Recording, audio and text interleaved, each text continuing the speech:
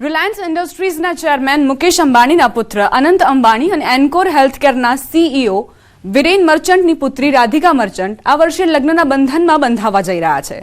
આ લગ્ન પહેલા અંબાણી પરિવારે જામનગરના એક વિશાળ મંદિર પરિસરમાં નવા મંદિરનું નિર્માણ કરાવ્યું છે. નકશીદાર થાંભલા, દેવી દેવતાઓની મૂર્તિ, ભીંતચિત્ર શૈલીની પેઇન્ટિંગ અને વાસ્તુકલાની વિશેષતાવાળા આ મંદિર પરિસરમાં ભારતની સમૃદ્ધ સાંસ્કૃતિક અને આધ્યાત્મિક વિરાસતની ઝાંખી જોવા મળી રહી છે. સાથે આ પહેલ સ્થાનિક કારીગરોના કૌશલ્યને પણ ઉજાગર કરે છે. અંબાણી પરિવાર હંમેશા સેવાકીય પ્રવૃત્તિ માટે જાણીતો છે.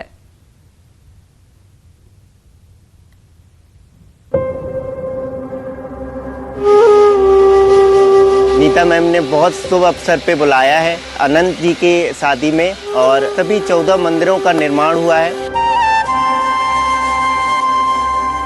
आज देख रहे हैं कि ये मंदिरों के निर्माण में कई सारे मजदूर लोग, कलाकार जुड़े हुए, अलग कम्युनिटी और अलग मजहब के लोग हैं.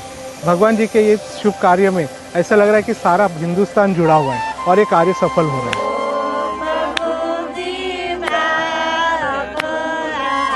जय श्री कृष्ण. કેમ છો બધા? બહુ ફાઇન ગાયું.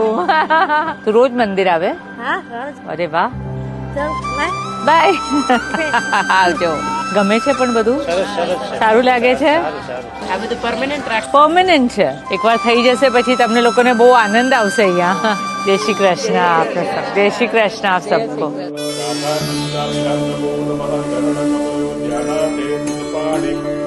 नमस्ते सुनील जी.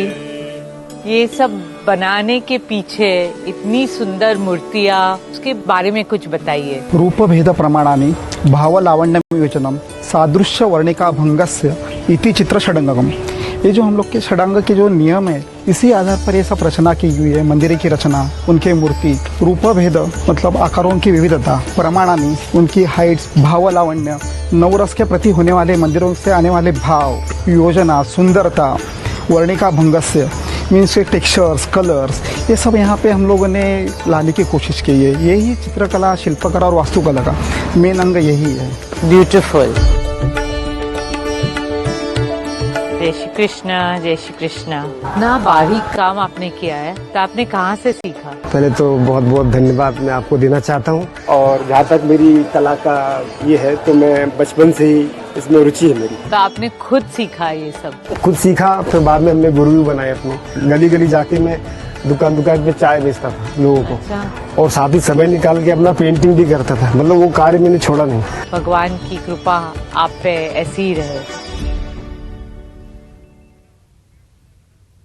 રિલાયન્સ ઇન્ડસ્ટ્રીઝના કારણે વિશ્વમાં તેલની નગરી તરીકે વિશ્વ પ્રસિદ્ધ થયેલું જામનગર શહેર આજે ફરી એકવાર ચર્ચામાં છે. આ ચર્ચાનું કારણ છે પ્રી વેડિંગ સેરેમની. જી હા, દેશના સૌથી મોટા ઉદ્યોગપતિ મુકેશ અંબાણીના દીકરા અનંત અંબાણી અને રાધિકા મર્ચન્ટની પ્રી વેડિંગ સેરેમની જામનગરમાં યોજાવા જઈ રહી છે. દેશના સૌથી મોટા ઉદ્યોગપતિના દીકરાની પ્રી વેડિંગ સેરેમની માટે જામનગરની પસંદગીથી જામનગરવાસીઓ પણ ઉત્સાહમાં આવી ગયા છે. જામનગર સાથે અંબાણી પરિવારનો વિશેષ સંબંધ રહ્યો છે. જામનગરમાં રિલાયન્સ રિફાઇનરીના કારણે જામનગર પણ ઉત્તરોત્તર વિકાસના પંથે છે. આખરે કેવી રીતે થઈ જામનગરની કાયાપલટ, આવો જોઈએ. જામનગરનો ઉત્તરોત્તર વિકાસ થતો ગયો. રિયલ એસ્ટેટમાં ખૂબ સારો વિકાસ થયો. જે ટાઉનશીપ અને મોલ ને જે કલ્ચર અહીંયા જામનગર માટે કર્યું, એ અધરવાઇઝ જામનગરમાં આવું કોઈ કલ્ચર હતું જ નહીં. રાજાશાહી વખતનું ઐતિહાસિક શહેર જામનગર માત્ર ગુજરાત જ નહીં, વિશ્વના નકશામાં ઉભરી આવ્યું છે. રિલાયન્સ ઇન્ડસ્ટ્રીઝે જામનગરની કાયાપલટ કરી દીધી છે. જામનગર શહેરમાં મોટાભાગે બ્રાસ ઉદ્યોગ ક્ષેત્રે નાના મોટા એકમો ચાલતા હતા. જો કે વર્ષ 2000માં જામનગરના પાદરામાં મોટી ખાવડી નજીક રિલાયન્સ ઇન્ડસ્ટ્રીઝની ધીરુભાઈ અંબાણીએ સ્થાપના કરી અને ત્યારથી જ જામનગર શહેર અને જિલ્લાની કિસ્મત પલટાઈ. રિફાઇનરી સાથે વિવિધ એકમમાં મોટી સંખ્યામાં લોકોને રોજગારી મળી, વિકાસના કાર્યોની હારમાળા સર્જાઈ અને બંજર જમીને લોકોને માલામાલ બનાવ્યા. અંબાણી પરિવારે અસંખ્ય વિકાસ કાર્યોમાં યોગદાન આપ્યું. આજે જામનગર આધુનિકતાના નવા પથ પર ચાલી રહ્યું છે. જામનગરની બહાર બંજર જમીનો જે હતી એ જમીનો માનનીય પરિમલભાઈએ ત્યાંથી રિલાયન્સ માટે એક્વાયર કરાવી અને ખૂબ સારા પૈસા ખેડૂતોને અપાવ્યા. આમ ખેડૂતોને પણ ખૂબ ફાયદો થયો અને રિલાયન્સ જેવી બહુ મોટી ઇન્ડસ્ટ્રી જામનગરમાં એની સ્થાપના થઈ.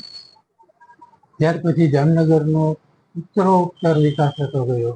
રિયલ એસ્ટેટમાં ખૂબ સારો વિકાસ થયો, રોજગારી મળી અને એમને રહેવા માટેના મકાનો પણ રિલાયન્સોએ બનાવી આપ્યા. સમયની સાથે આધુનિકીકરણ અને લોકોની ઉપયોગી સેવાઓ સુચારુ રૂપે મળી રહે તે માટે રિલાયન્સ ઇન્ડસ્ટ્રીઝે અનેક સેવા કાર્યો કર્યા. વસુધૈવ કુટુંબકમની ભાવના સાથે મોલ શરૂ કરાયા. ઓછી કિંમતમાં સારી ચીજવસ્તુઓ મળી રહે તે માટેના પ્રયાસ હાથ ધરાયા. કુદરતી આપદાઓમાં પણ રિલાયન્સ ઇન્ડસ્ટ્રીઝ પરિવારની જેમ સરકારી તંત્ર સાથે તાલમેલ કરી તમામ ઇમરજન્સી સેવાઓમાં ખડે પગે રહ્યું છે. જામનગરના લોકો અંબાણી પરિવારનો આભાર માની રહ્યા છે.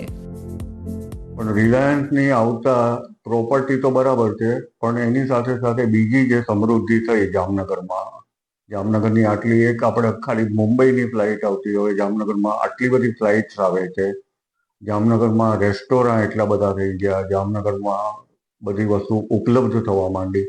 નહીં તો અત્યાર સુધી બધું એવું હતું કે આપણે રાજકોટ જવું પડે, અમદાવાદ જવું પડે.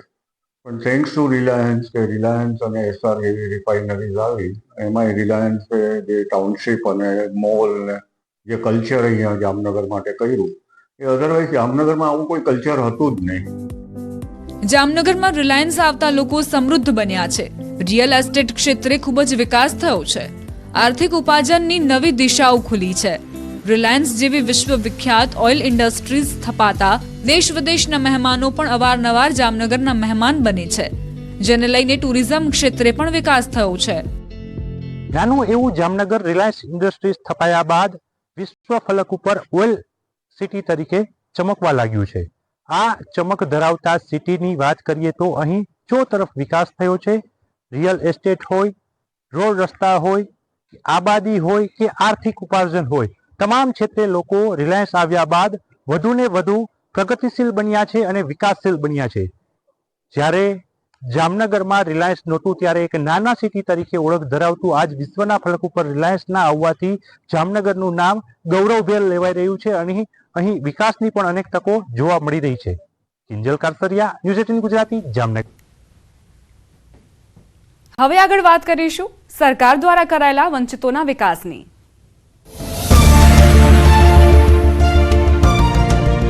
ભારતના યશસ્વી પ્રધાનમંત્રીનું ગોલ્ડન વિઝન એટલે વિકસિત ભારત 2047.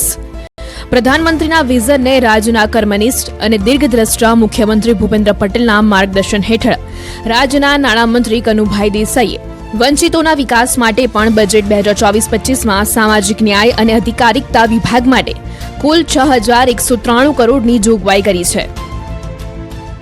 भाइयों बहनों, आज देश सबका साथ